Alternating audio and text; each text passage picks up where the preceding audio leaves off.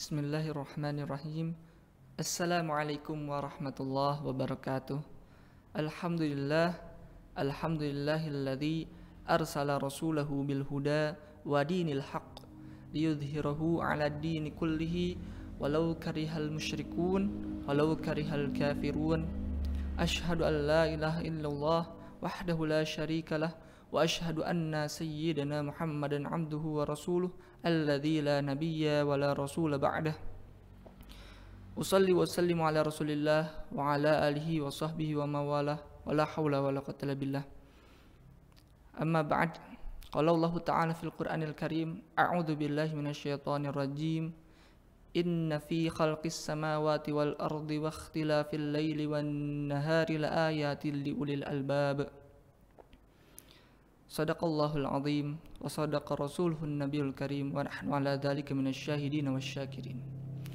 Alhamdulillah, segala puji bagi Allah Subhanahu wa taala yang telah memberikan kita nikmat iman Islam, juga membuat kita teguh di dalamnya. Karena banyak orang di dunia ini yang mereka bimbang akan keimanannya. Dan semoga kita selalu di dalam peneguhan atau kasih sayang Allah Subhanahu wa taala dalam memegang agama Islam dan memperjuangkannya. Salawat serta salam selalu tercurah limpah kepada Nabi Muhammad SAW, karena wasilah beliau Islam bisa menyebar ke bumi Nusantara, bahkan ke seluruh dunia. Yang tadinya manusia dalam kondisi yang tersesat menuju kondisi yang penuh dengan cahaya gemilang, kecerdasan dan cemerlang, bahkan bisa menjadikan hamba-hamba Allah bersujud dengan betul-betul kepada Allah Subhanahu wa taala, bukan kepada selainnya. Alhamdulillah, kita berjumpa lagi, dan insyaallah kali ini saya akan membawakan materi terkait dengan metode Islam mampu menjawab atau membuktikan eksistensi Sang Pencipta. Sahabat yang dirahmati Allah Subhanahu wa taala, perlu sama-sama kita ketahui dan juga perlu kita jujur bahwa hari ini di bumi Nusantara, di Indonesia, bahkan di seluruh dunia, itu sedang terjadi krisis keimanan atau kepercayaan kepada Sang Pencipta. Tak bisa dipungkiri, hal ini dikarenakan adanya kesalahpahaman atau kesalah pelajaran atau kesalah bimbingan di dalam menuju keimanan. Kita bisa ambil contoh di negeri barat, bahwa banyak sekali kaula muda yang sedang mengalami masa-masa kritis dan krisis di dalam keimanan. Mereka mencari jati diri dan mencari eksistensi Sang Pencipta. Namun, karena kesalahan pendidikan dan kesalahan bimbingan keimanan, mereka akhirnya merasa kurang sreg atau kurang cocok dengan apa yang mereka yakini, yaitu adanya Sang Pencipta. Dan banyak dari mereka yang justru keluar daripada keyakinannya. Faktanya, di dalam paradigma barat terkait keimanan, terkait eksistensi Sang Pencipta, mereka hanya membuat anggapan bahwa Tuhan itu sebuah gagasan, karena mereka tidak bisa mewujudkan Tuhan atau membuktikan adanya Tuhan secara rasional atau melalui proses berpikir. Selain itu, walaupun itu hanya sebuah gagasan, mereka betul-betul memanfaatkannya. Kenapa? Karena menurut mereka dengan adanya keyakinan adanya Sang Pencipta, itu menjadi sebuah dorongan untuk bergerak, maju, dan berkembang sebuah bangsa. Jadi dengan kelemahannya itu dikuat-kuatkan dengan dogma-dogma yang justru itu sangat ditolak oleh orang-orang yang berpikir. Oleh karenanya, karena hal inilah rentan sekali yang murtad atau ateis. Bagi muslim tentu bisa murtad atau ateis. Bagi non-muslim itu hanya ateis. Islam sebagai agama yang sempurna dalam urusan ini sudah memberikan metode khusus di dalam membimbing manusia menuju keyakinan bahwa adanya Sang Pencipta. Coba kita lihat apa definisi dari keimanan menurut Islam. Menurut Islam, keimanan adalah tasdiqun jazimun, yaitu kesadaran, kebenaran, pengakuan yang bersifat tegas, bersifat teguh, bersifat kokoh. Mutabiqun lil waqi', sesuai dengan mutabiqun bil waqi', sesuai dengan fakta, an dalilin, dari dalil. Jadi ada 3 unsur. Unsur yang pertama yaitu kepastian di dalam menyatakan keyakinan. Yang kedua itu adalah sesuai dengan fakta. Dan yang ketiga itu berdasarkan dalil atau hujjah atau argumentasi. Dari definisi ini saja kita bisa lihat bagaimana begitu kompleksnya, begitu kokohnya keimanan yang dibimbing oleh Islam. Jadi gambaran keimanan seorang muslim menurut definisi tadi itu tidak akan berubah karena begitu kokoh. Bayangkan, tasdiqun jazimun itu artinya adalah kebenaran yang bersifat kokoh, yang itu tidak akan ada keraguan walau hanya 0,01%. Ini tidak ada di dalam agama lain. Mungkin di agama lain tidak sampai sesempurna itu, mungkin. Di dalam agama Islam harus bisa yakin 100% tanpa ada satupun keraguan, bahkan 0,01%. Allahu akbar walillahil hamd. Yang kedua, itu harus sesuai fakta. Maka di dalam Islam tidak boleh ada yang namanya kenapa kamu yakin? Ya saya yakin. Setelah itu ada istilah kalau kamu gak yakin diam aja. Tidak boleh itu seperti itu. Harus terjawab. Karena inilah yang menentukan keimanannya 100% atau tidak, sesuai fakta atau tidak.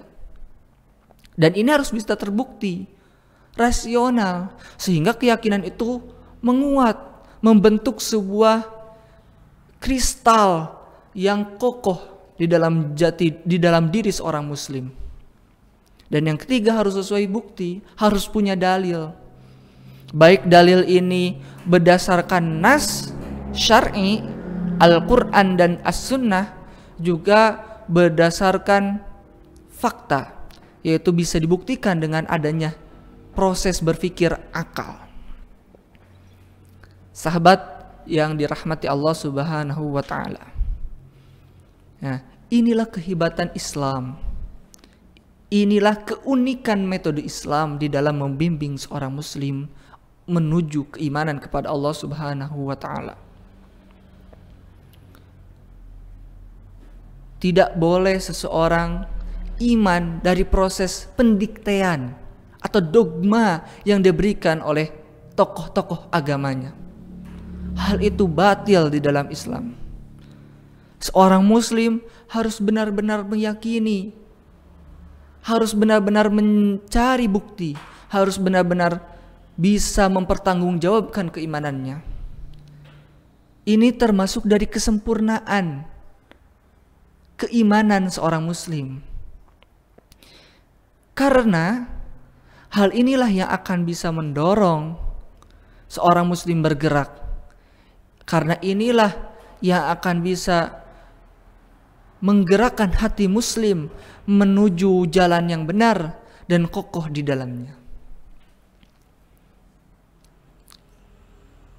Di dalam keimanan itu tadi adanya kesadaran pasti, adanya sesuai fakta, dan berdasarkan dalil ini Islam memberikan ranah untuk akal, yaitu proses berpikir dari adanya fakta lalu diindra masuk ke dalam otak, dicerap oleh otak, lalu adanya proses berpikir yang disertai maklumat sabiqah. Islam memberikan ranah kepada akal,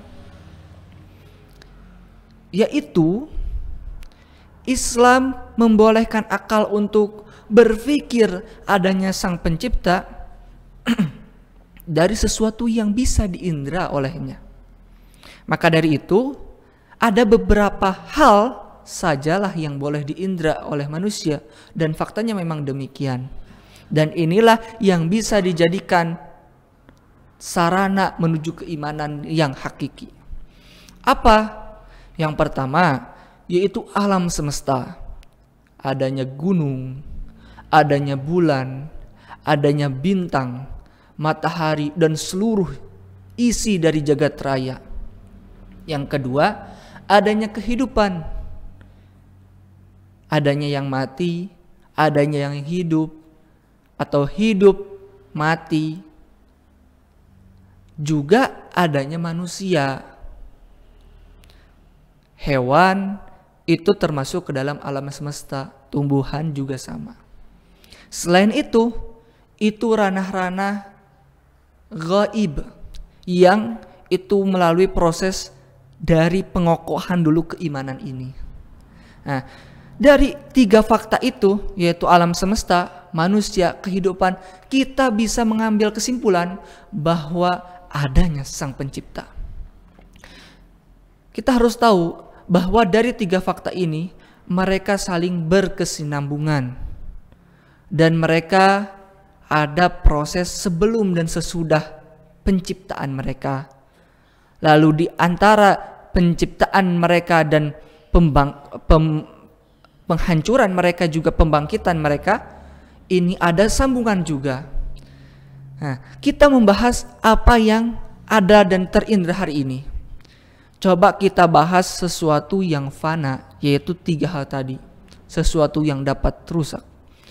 Kita lihat adanya proses melahirkan unta. Di dalam Al-Quran, Allah Subhanahu wa Ta'ala menyebutkan, afala yanzuruna ilal ibili kaifa khuliqat.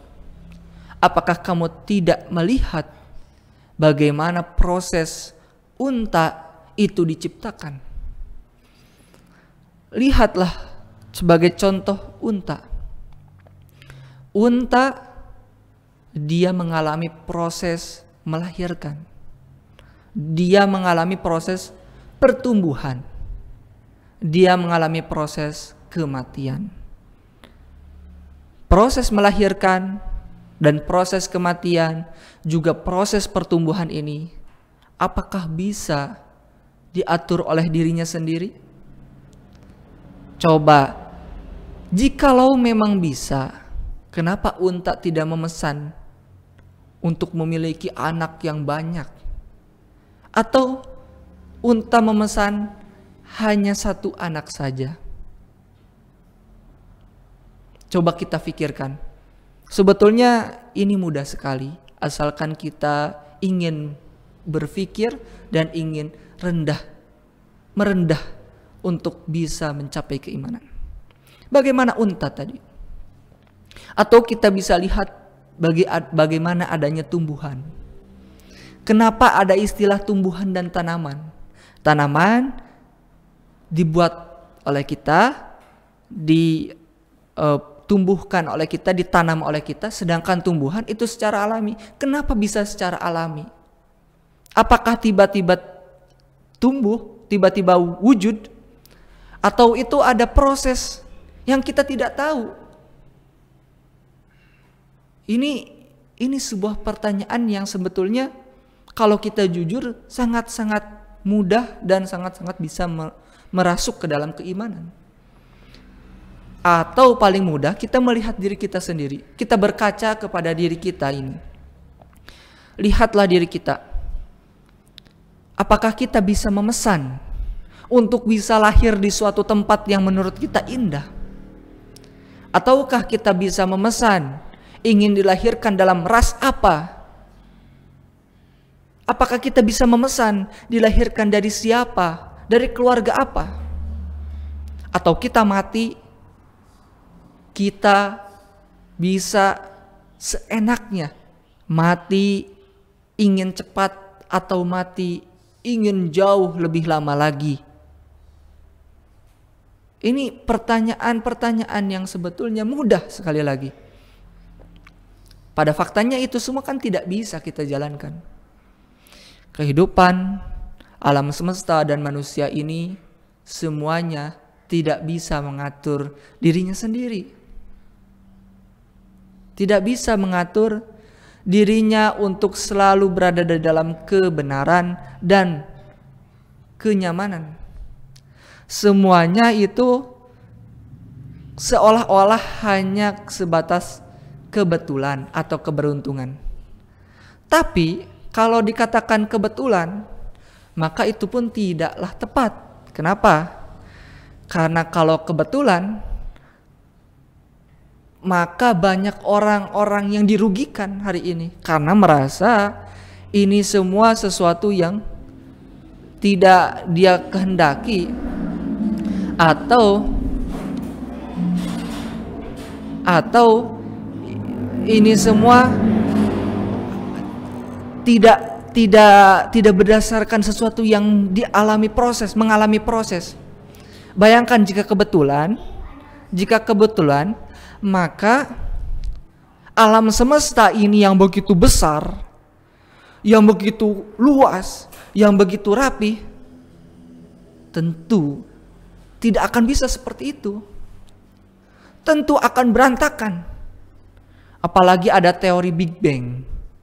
Bayangkan jika teori Big Bang ini dianggap sebagai sebuah kebetulan, maka yang terjadi, dunia ini tidaklah seperti hari ini.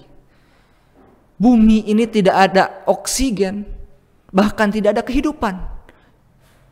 Karena kalau kita lihat balon, ya sebagai contoh, balon diup makin besar, terjadi ledakan, cedur. Lalu yang terjadi adalah kehancuran, terpecah-pecah, tidak bisa indah, bulat-bulat lagi ada balon-balon kecil, tidak bisa. Ini bukanlah sebuah kebetulan, tapi ini adalah hasil proses penciptaan. Hasil proses penciptaan. Bukan kebetulan, bukan juga hasil keinginan makhluk, yaitu ya sesuatu yang diciptakan, alam semesta, manusia dan kehidupan.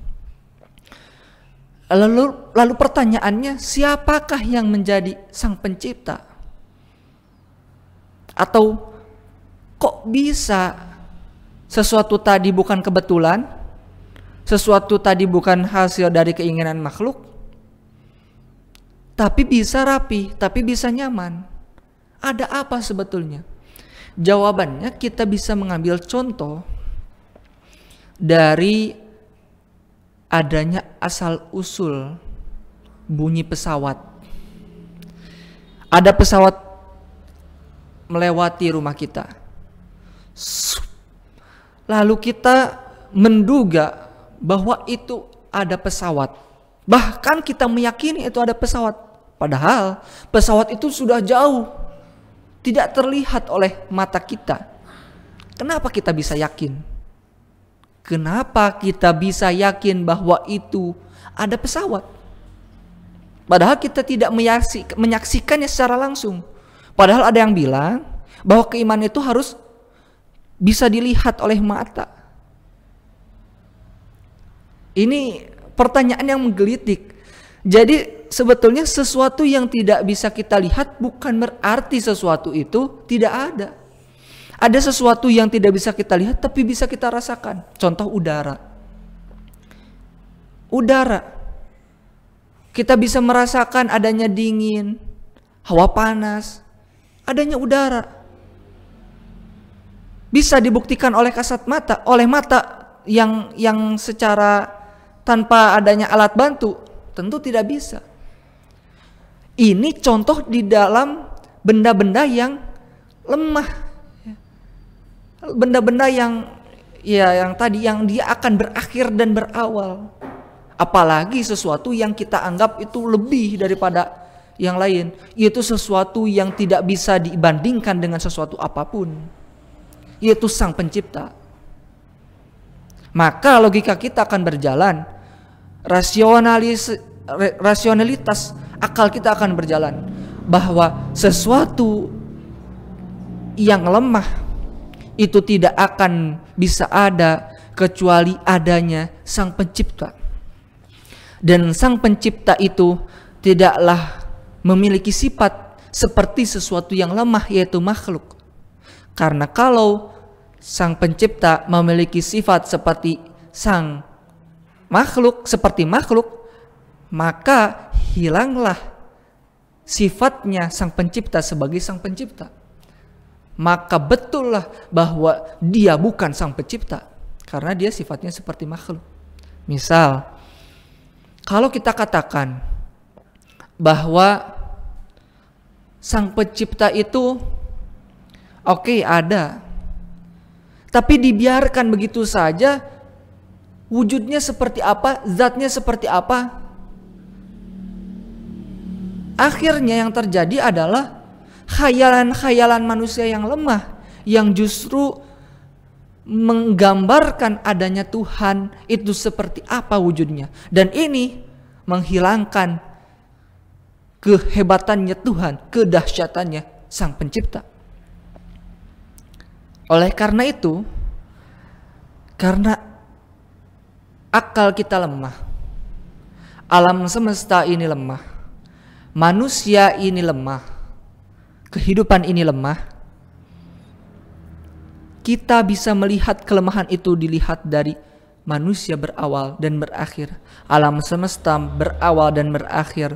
Ini proses indera yang kita bisa buktikan sesuai fakta. Maka Sang Pencipta yang bisa menjadikan adanya penciptaan dan adanya kematian serta adanya kebangkitan lagi, ini pasti bukan sesosok atau zat sembarangan. Bukan seperti makhluk. Dia di luar batas makhluk. Yang dia pasti ada. Fakta adanya adalah tadi, adanya proses penciptaan. Yang ini bukan sebuah kebetulan. Dan adanya proses kematian serta kebangkitan lagi. Yang itu juga bukan hasil keinginan dari makhluk. Allahu Akbar. Maka ketika dikatakan Tuhan itu tidak ada, jelas ini sesuatu yang salah. Karena kalau Tuhan itu tidak ada, alam semesta ini tidak akan seperti sekarang, tidak akan serapih ini, tidak akan seindah ini. Atau ada yang menganggap bahwa Tuhan ini sebatas gagasan, maka hal itu bisa dibantah dengan adanya bukti bahwa jika hanya gagasan, tentu tidak bisa dibuktikan dengan adanya proses penalaran, proses berpikir manusia. Inilah Islam menjawab terkait dengan keimanan. Atau jika kita masih belum yakin, atau kita masih belum lengkap untuk mendapatkan proses keimanan,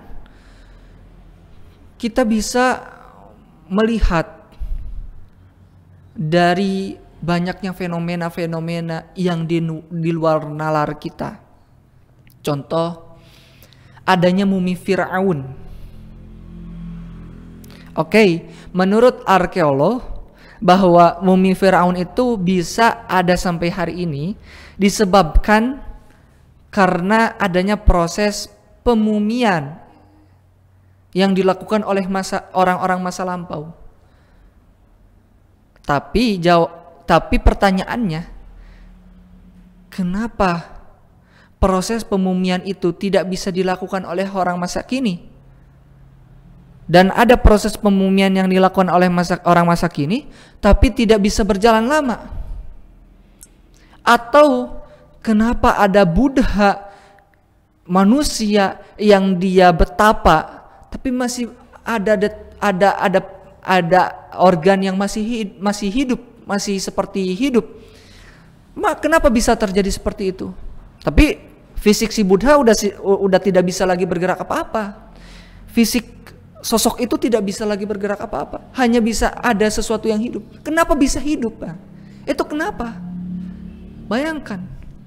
Kenapa bisa seperti itu? Apakah ini sebuah kebetulan? Tentu ini bukan sebuah kebetulan. Karena kalau kebetulan pasti sama seperti yang lain. Ini sesuatu yang di luar nalar kita. Pasti ini sesuatu yang dirancang oleh sesuatu yang lebih dahsyat daripada yang lain. Kenapa lebih dahsyat? Karena kalau bukan dari yang lebih dahsyat, maka tidak akan bisa seperti itu.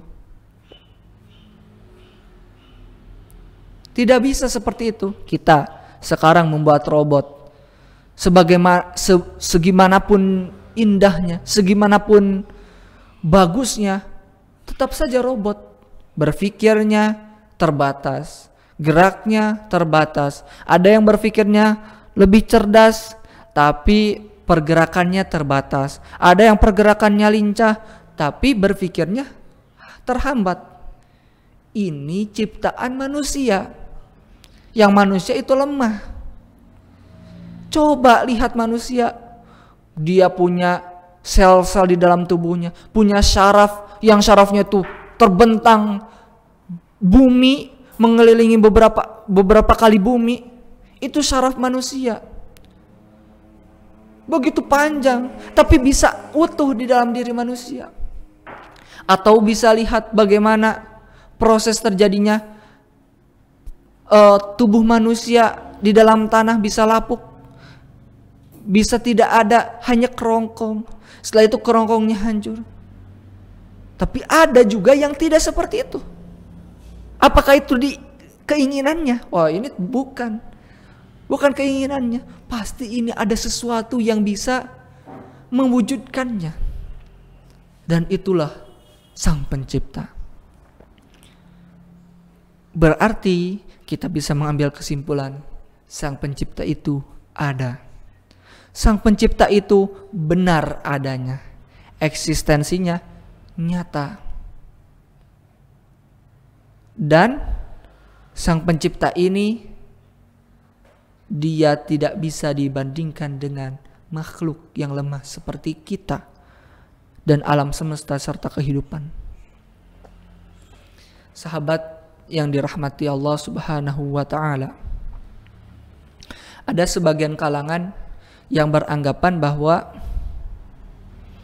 sebetulnya asal mula dari kehidupan ini adalah timbul dari akalnya sendiri.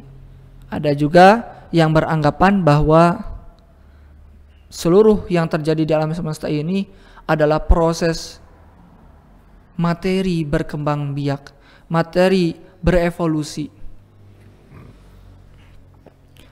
Sebetulnya jawaban-jawaban yang sebelumnya itu sudah menjawab atas pertanyaan tadi atau anggapan tadi, yaitu bahwa akal manusia itu bisa menggapai kepada ada atau tidaknya wujud Allah Sang Pencipta yang bersifat tidak berawal dan tidak berakhir, juga tidak membutuhkan sesuatu apapun. Justru sesuatu apapun, sesuatu yang lain membutuhkan Allah Subhanahu wa ta'ala, membutuhkan Sang Pencipta.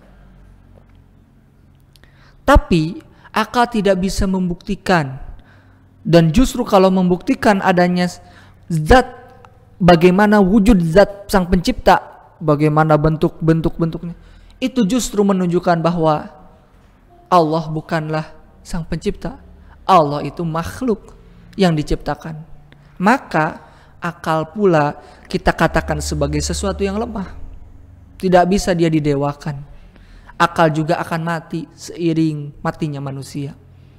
Dan akal juga akan bisa konslet ketika manusia menggunakan akal melebihi batasnya, yaitu di luar nalar yang itu sudah tidak bisa lagi dan tidak layak lagi diproses, dicerna oleh akal. Lalu terkait materi, itu sebetulnya sudah terjawab dengan adanya tadi contoh-contoh, karena semua contoh-contoh itu adalah materi. Atau ada yang bilang seperti ini, manusia itu dan seluruh yang terjadi itu, benda-benda atau makhluk-makhluk hidup, itu berawal dari sesuatu zat, sesuatu sel satu, yang sel satu itu berevolusi terus menjadi manusia akhirnya, atau menjadi hewan-hewan yang lain. Jawabannya adalah bahwa kenapa kalau memang punya anggapan seperti itu, kenapa bisa berubah? Kalau punya anggapan seperti itu, kenapa bisa berubah dari sel satu menjadi seperti ini? Walaupun itu sudah terbantah ya dengan ada anggapan, dengan ada pembuktian bahwa dengan tidak adanya bukti bahwa manusia berawal dari sesuatu yang itu berevolusi terus. Tapi ini bagi yang punya anggapan seperti itu, coba kenapa manusia bisa berubah dari sel satu sampai seperti ini wujudnya? Kenapa bisa? Apakah itu secara kebetulan? Apakah itu melalui proses keinginannya sendiri? Kalau melalui proses keinginannya sendiri, kenapa kamu tidak berubah? Kenapa kita tidak berubah kembali lagi seperti dulu menjadi sel satu? Atau kenapa kita tidak berevolusi menjadi sesuatu yang lebih aneh lagi di masa depan? Karena itu bukan sesuatu yang bisa dicerna oleh kita. Itu sesuatu yang di luar nalar kita. Bahkan itu sesuatu yang khayal. Kalau misalkan kita masih kekeh dengan itu. Tapi kalau misalkan kita kekeh, tadi pertanyaannya adalah kenapa bisa? Apakah kita kebetulan? Tentu. Kalau misalkan itu memang terjadi, pasti kalau kebetulan itu sesuatu yang hanyalah hayalan, pasti itu ada sesuatu yang bisa mewujudkannya, yaitu zat yang maha kuat, maha dahsyat yang bisa mewujudkannya, merubahnya dari setiap tahapan menjadi tahapan yang lebih-lebih lagi dan sampai kepada wujudnya sebagai manusia hari ini. Allahu Akbar. Ini adalah jawaban yang betul-betul sesuai dengan akal manusia, tidak di luarnya. Ini sudah tepat bahwa kita tidak akan bisa hidup di dunia kecuali adanya sang pencipta.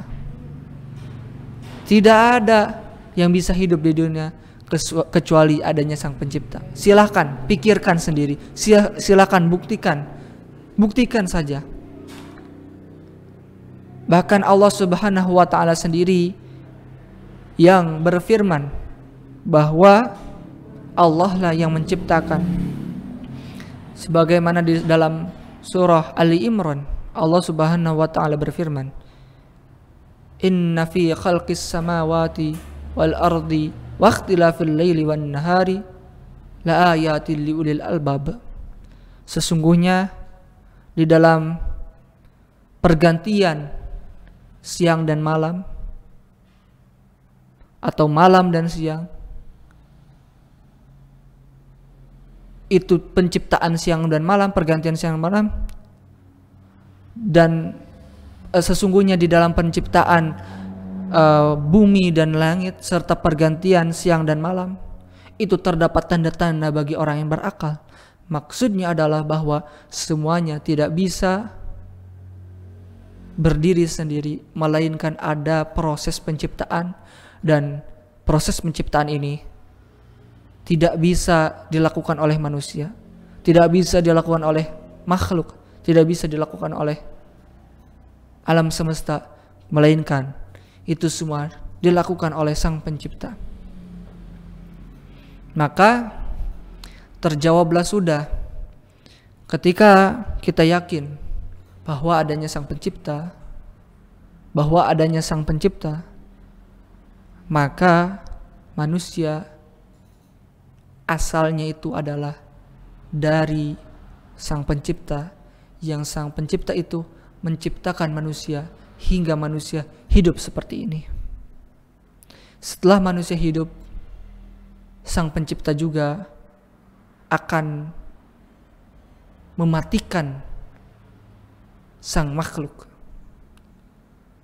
Dan itu bukan keinginan sang makhluk, keinginan makhluk bukan. Itu semua hanyalah keinginan Sang Pencipta. Karena lihatlah bagaimana anak muda bisa mati, orang tua bisa meninggal. Jadi tidak pandang umur, dan inilah kehendak Sang Pencipta. Oleh karena itu, Sang Pencipta bisa dibuktikan dengan adanya proses penciptaan dan adanya proses kematian. Dan bila kita menemukan jawaban itu di dalam Islam, maka selanjutnya Islam memiliki peraturan atau tuntunan selanjutnya, yaitu bahwa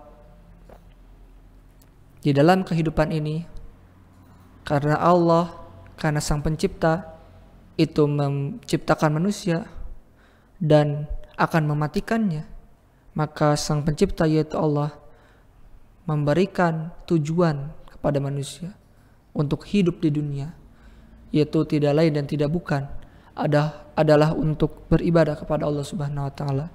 Sebagaimana di dalam Al-Qur'an Allah Subhanahu wa taala berfirman, "Wa ma khalaqatul jinna wal insa illa liya'budun." Tidaklah Aku ciptakan jin dan manusia, melainkan mereka semua untuk beribadah kepadaku.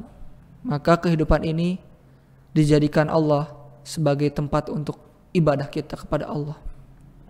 Dan Allah pun tidak zalim di dalam menciptakan manusia, di dalam memberikan aturan kepada manusia, atau di dalam memberikan perintah untuk beribadah kepada manusia. Allah juga memberikan peraturan-peraturan hidup yang ketika manusia menjalankannya, maka manusia tidak akan salah di dalam mengarungi kehidupan, dan manusia tidak akan kacau di dalam menjalani kehidupan. Lalu setelah adanya kehidupan ini, sebagaimana di dalam Al-Quran, maka Allah Subhanahu wa taala sudah menyiapkan tempat kembali, yang tempat kembali ini tergantung kepada ridha Allah Subhanahu wa taala, yaitu adanya surga dan neraka. Surga dan neraka ini dihadiahkan untuk orang-orang yang beramal di dunia. Untuk beramal baik, jaminan Allah adalah surga.